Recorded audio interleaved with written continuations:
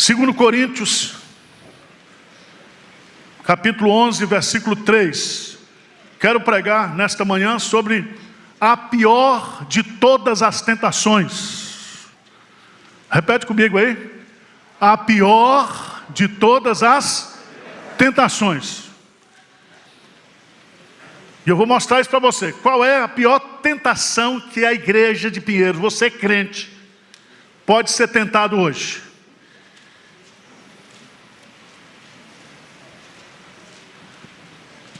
Vamos ver. 2 Coríntios 11, 3. Eu vou ler só o versículo 3, mas você deixa aberto que eu vou fazer a exposição de 1 a 6. Lê comigo, por favor. 2 Coríntios, capítulo 11, versículo 3. Vamos lá juntos? Mas receio que, assim como a serpente enganou a Eva, com a sua astúcia, assim também sejam corrompida a vossa mente, e se aparte da simplicidade e pureza devidas a Cristo. A pior de todas as tentações estabelece o perigo de eu e você, como crentes, como igreja, nos afastarmos, nos apartarmos da simplicidade e da pureza do Evangelho de nosso Senhor Jesus Cristo. Ou seja, nós temos que ser crente raiz. Crente raiz. A igreja de Corinto, tomada pela soberba e pela influência cultural, se tornou um grande problema para o ministério de Paulo. Era uma igreja intelectualizada, era uma igreja imatura do ponto de vista espiritual, mas soberba do ponto de vista intelectual. Ela se achava. Teve um crente que me encheu a paciência essa semana e disse: pastor, por que a igreja de Pinheiros comemora o Natal? Porque nós comemoramos, e daí? Jesus não nasceu dia 25? Não, mas há muitas discordâncias. Eu falei: tudo bem, meu irmão, eu não sou homem de discordância, eu sou homem de resolução. Eu aprendi, desde quando era da igreja católica, que João Batista, festa de São João em junho, e Natal em dezembro. Nasceu 6 meses depois, está lá na Bíblia, está ou não está? Aí fica, não, porque não sei o que, Constantino, meu irmão, as poucas letras te fazem delirar. Irmãos, nós precisamos voltar à simplicidade do Evangelho. A igreja de Corinto era uma igreja cheia de celebridades, cheia de grupos. Eu sou de Paulo, eu sou de Apolo, né? Eu sou de Pedro. E tinha os mais espirituais ainda, que são os desigrejados de hoje. Eu sou de Cristo. Presta atenção, porque Paulo vai colocar aqui, e eu queria olhar com vocês. Paulo diz assim: mas receio que, assim como a serpente enganou a Eva com a sua astúcia, assim também seja corrompida a vossa mente e se aparte da simplicidade e pureza devidas a Cristo. Veja no versículo 4. No versículo 4. Lê comigo aí. Se na verdade, vindo alguém pregar outro Jesus que não temos pregado, ou se aceitais espírito diferente que não tendes recebido, o evangelho diferente que não tendes abraçado, a esse de boa mente o tolerais. Presta atenção que nesse versículo 4, a palavra outro aparece 3 vezes aí. Outro Jesus, outro Espírito e outro Evangelho. Ou seja, aquele Evangelho que Paulo pregou e que ele defende na primeira carta de Coríntios, capítulo 1, o Evangelho da cruz, que é o poder de Deus para a salvação de todo aquele que nele crê. A igreja estava se afastando daquilo e estava dando ouvidos a um outro Jesus, porque Jesus É um personagem histórico que todo mundo faz uma releitura de Jesus. Jesus pode ser o médico, Jesus pode ser o filósofo, Jesus pode ser até estilista. Fazer um discurso religioso usando a figura de Jesus é muito simples, mas nós precisamos ficar no Jesus do Evangelho, o verdadeiro Jesus. Outro espírito, não é mais o Espírito Santo, é o espírito da soberba, é o espírito humano. Outro evangelho. E eu queria que você fosse um pouquinho adiante, aí por favor. Em Gálatas capítulo 1.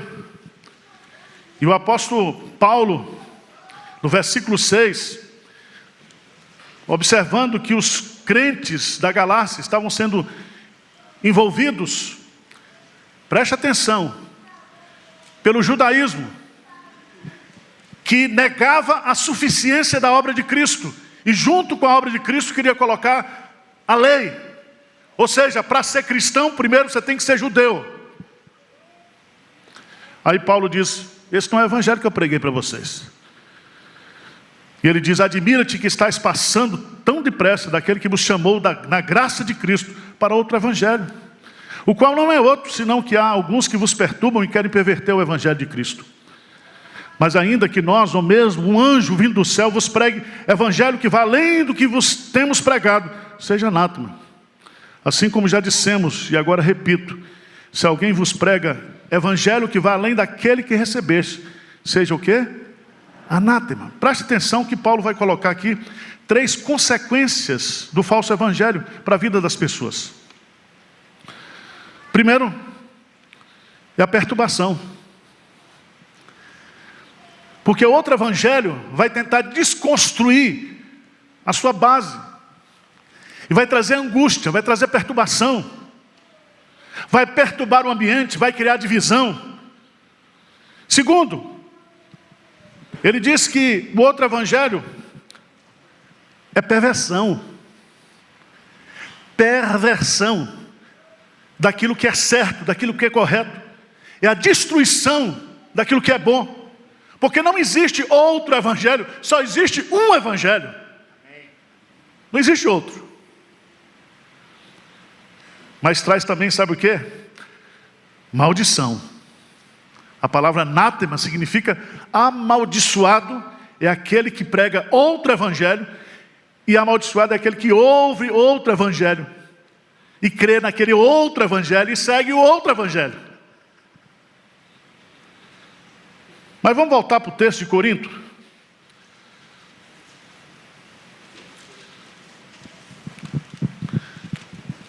Capítulo 11.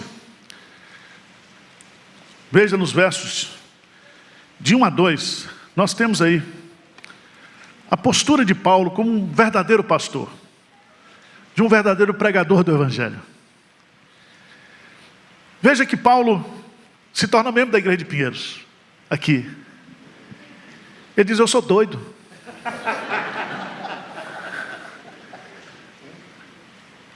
Está vendo como é? Além de presbiteriano, é doido. Ele diz, quisera eu me suportasse um pouco mais na minha loucura.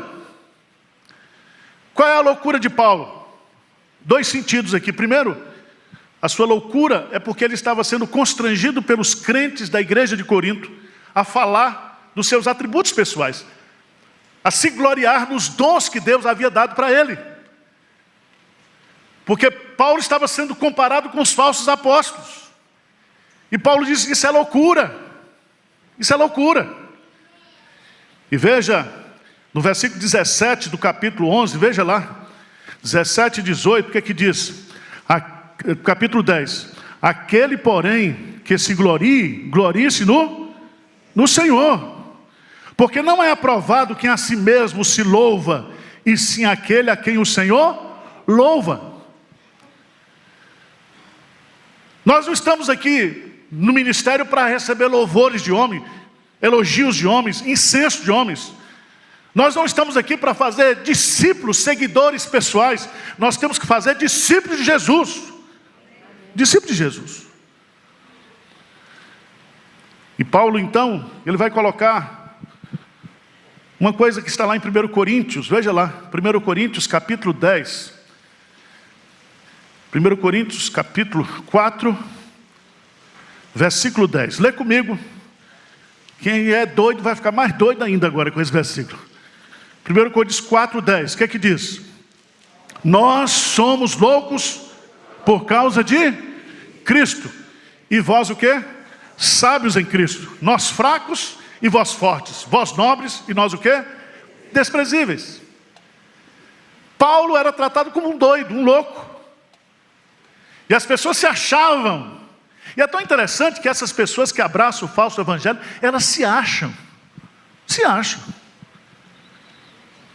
Essa semana teve uma polêmica aí com esse negócio do pastor Ed, né? E o pessoal perguntando, eu falei, meu irmão, ele vai prestar conta a Deus do que ele está falando, do que ele está ensinando, todo mundo. Para de falar mal do outro. Deixa ele falar as besteiras dele lá. Ele diz que não fala, não fala. Isso não é problema nosso. Veja, em segundo lugar, que além de ser louco, por amor de Jesus, Paulo está dizendo no versículo 2, porque zelo por vós com zelo de Deus. Presta atenção, irmãos. Eu, Arival e pastor Hernandes, nós iremos prestar contas de vocês. Pedro, tu me amas? Apacenta as minhas? Vocês não são ovelhas de Arival, do pastor Hernandes, do pastor Tiago, do pastor Nilson. Vocês são ovelhas de Cristo. O ministério é uma mordomia. Eu tenho responsabilidade. Eu não posso ensinar o que eu quero, eu não posso dizer o que eu quero. Eu tenho que ter zelo de Deus, porque vocês são os vasos escolhidos de Deus, comprados por Jesus na cruz.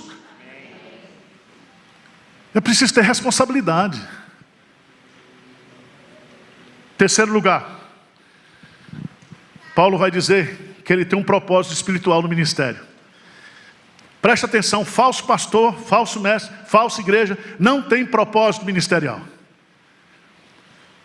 Mas Paulo vai dizer aqui, versículo 2, porque zelo por vós com zelo de Deus, visto que vos tenho preparado para vos apresentar como virgem pura a um só esposo, que é o quê?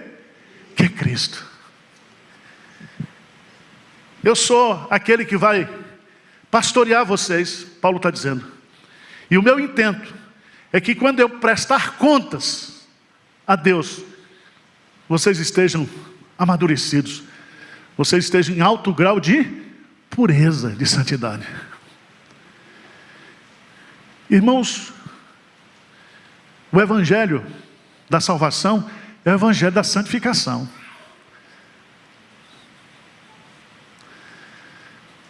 As pessoas hoje estão sentindo coceiras no ouvido para ouvir novidades. Mas Paulo diz a Timóteo, prega o quê? A palavra. Prega a palavra.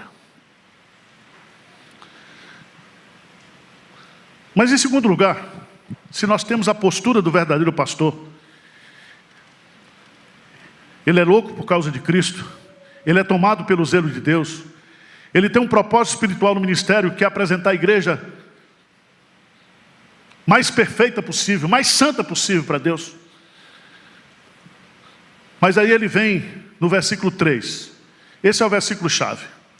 Mas Paulo diz assim, mas receio, que assim como a serpente enganou a Eva, com a sua astúcia, assim também sejam corrompida a vossa mente, e se aparte da simplicidade e pureza devidas a Cristo.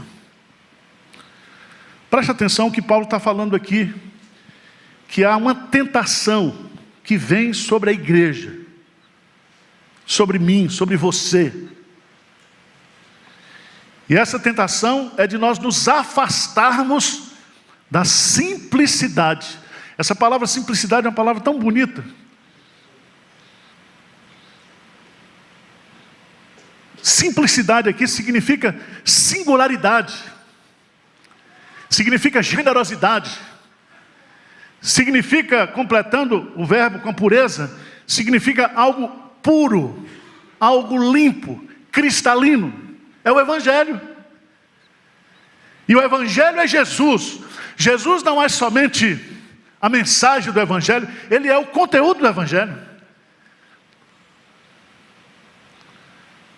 E aqui eu quero chamar a sua atenção, primeiro, para a origem dessa tentação. Paulo vai usar que quem está tentando a gente, sabe quem é? A serpente. O Satanás. E ele está usando a mesma estratégia que ele usou lá no pecado original. Você acha que Eva foi tentada sexualmente? Não, Adão devia ser um cara, só tinha ela e ele também, não tinha para onde apelar.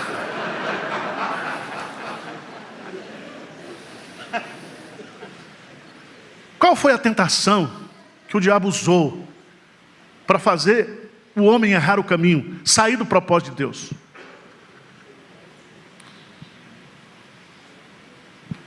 Inverteu o quê? Aquilo que Deus disse. A palavra de Deus está fora de moda. Nós precisamos atualizá-la. Nós precisamos dar um jeito aqui de agregar umas coisinhas mais contemporâneas aqui na Bíblia. A Bíblia fala que a lei do Senhor é perfeita e restaura a alma. O falso evangelho não restaura nada. Nada. O que restaura é o evangelho de Jesus, fundamentado na palavra de Deus. E essa palavra não passa. Essa palavra é eterna. E nós temos como igreja, até o último dia da nossa vida, ou até o dia que Jesus voltar, pregar a palavra, o evangelho simples da cruz de Cristo. E é tão interessante,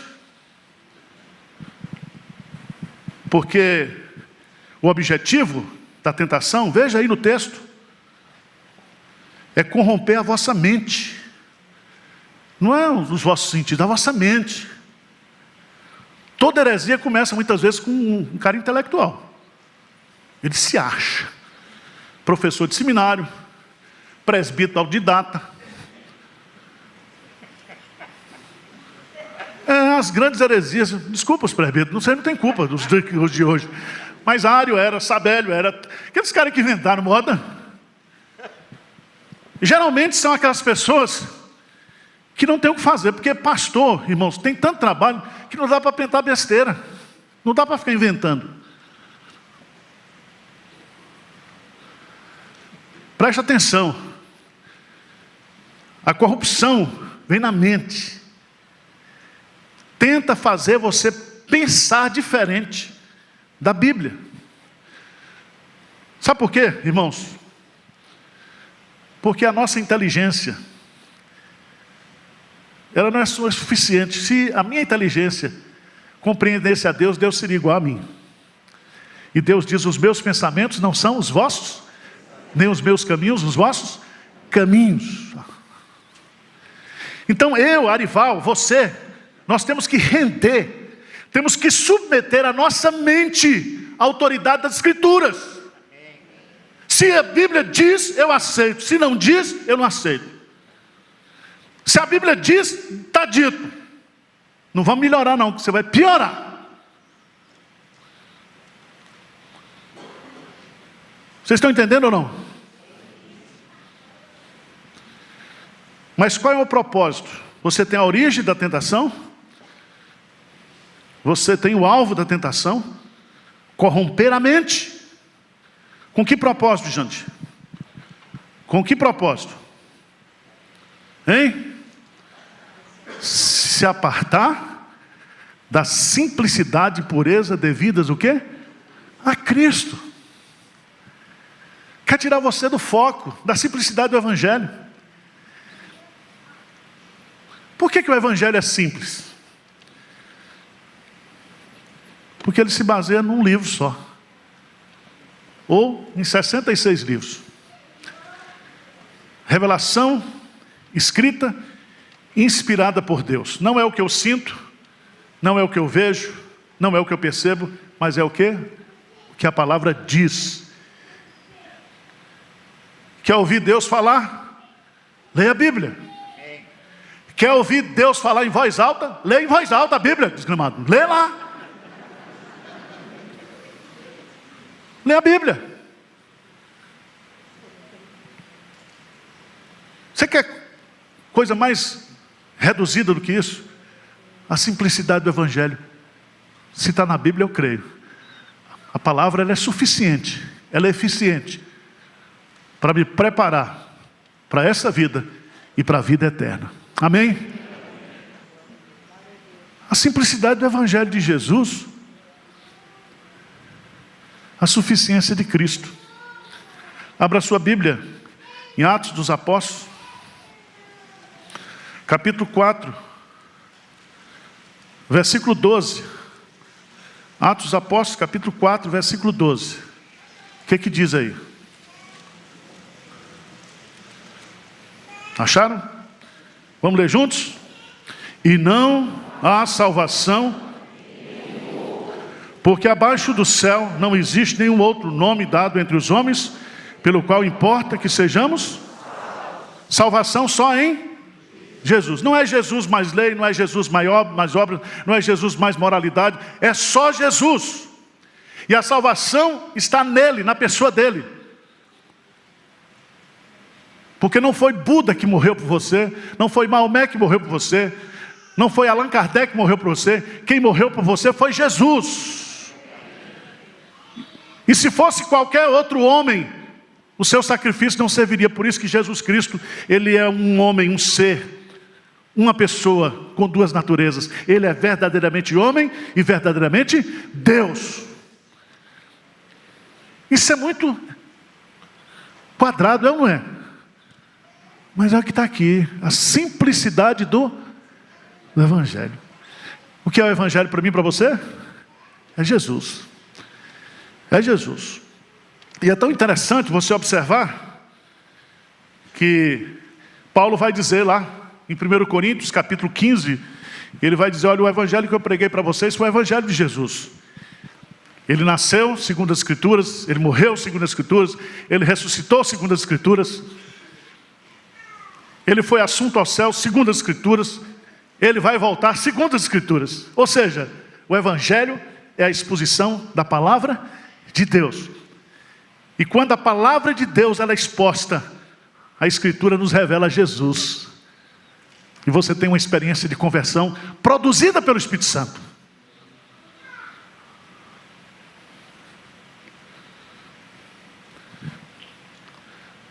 A simplicidade do Evangelho se baseia na suficiência das Escrituras, na suficiência da obra de Cristo, exclusivamente. É o Evangelho da tribulação. Da tribulação. Da provação, do sofrimento. Não existe Evangelho sem cruz. Não existe Evangelho sem renúncia. Não existe Evangelho se você não tomar todo dia, cada dia a sua cruz. E cruz significa o seu atestado de óbito. Cruz significa que você vai, por causa do seu relacionamento com Cristo, você vai sofrer provações, tentações. Então sai fora desses evangelhos que enganam o povo. Eu queria que vocês fossem lá para Jeremias, capítulo 23.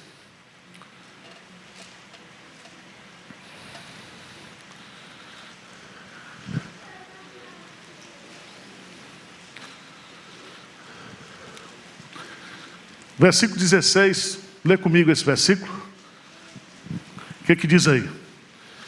Assim diz o Senhor dos Exércitos: não deis ouvidos às palavras dos profetas que entre vós profetizam e vos enchem de vãs esperanças. Falam as visões do seu coração, não o que vem da boca. Dizem continuamente aos que me desprezam: o Senhor disse, paz tereis. E a qualquer que anda segundo a dureza do seu coração, dizem, não virá mal sobre vós. Ou seja, está incentivando o pecado, não está produzindo arrependimento, está criando o quê? Vãs esperanças.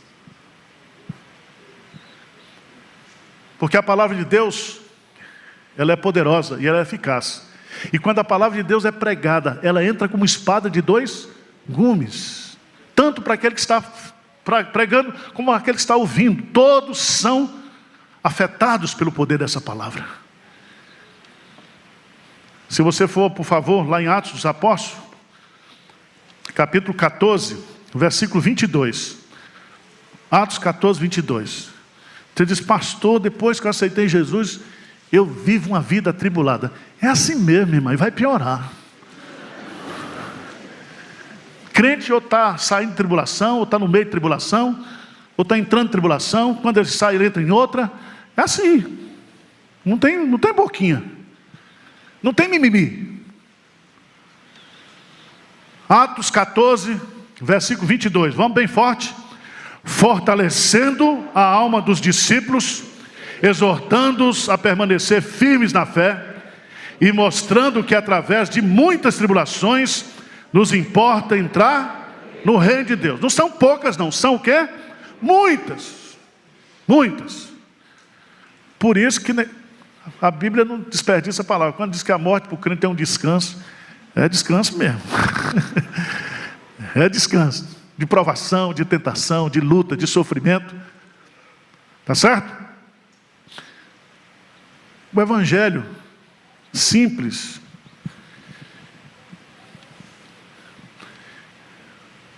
é o evangelho também das missões. Você já notou que igreja que prega prosperidade não prega missões? Eles abrem filiais para aumentar a renda. E missões, junto com missões, vai ação social. Vai cuidar do pobre, do necessitado. Tiago diz lá, e a Bíblia diz que nós temos que cuidar dos pobres, temos que pregar o evangelho aos pobres. E você que é muito intelectual, fica: pastor Ival, esse negócio de pobre, isso não é evangelho social. Você põe o nome que você quiser, meu. Nós temos que cuidar do povo. Nós temos que dar pão a quem tem fome, roupa para quem está pelado, tá certo? Cuidar das pessoas. Isso é o evangelho de Jesus. Ele veio, o evangelho veio acompanhado da compaixão. Da compaixão. Você vai vir o vídeo lá do sertão. Já mandamos dinheiro para furar 4 poços lá no sertão. Significa que no próximo verão eles vão precisar de cesta básica. Porque eles vão plantar macaxeira, vão plantar batata. O problema vai estar resolvido. Irmãos, igreja onde o amor de Deus não é expresso através de generosidade, isso aí não é igreja. Pode ser qualquer outra coisa.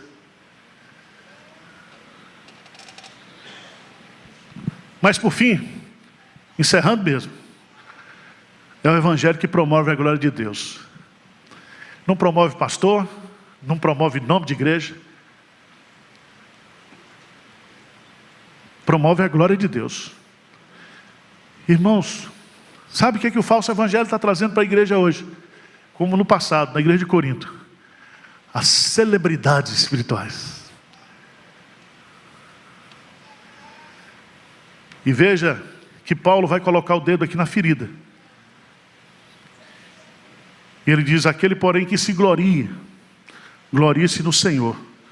Porque não é aprovado quem a si mesmo se louva, e sim aquele a quem o Senhor o louva.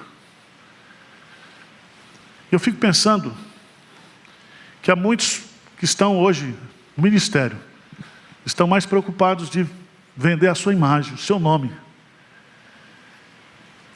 do que o evangelho de Jesus, a simplicidade de Jesus. Irmãos, essa é a nossa tentação, tá? Nos afastar o que? Da simplicidade e da pureza do evangelho. Essa é uma tentação real. Real. Cuide. Aplicação prática. Cuidado com a apostasia. Abre 1 Timóteo, capítulo 4. O Espírito Santo tem um recadinho para você agora de manhã. O Espírito Santo está dizendo, olha, 1 Timóteo capítulo 4, diz assim: ora, o Espírito afirma expressamente. Quem é que está afirmando? O Espírito Santo de Deus, que é o Espírito da verdade.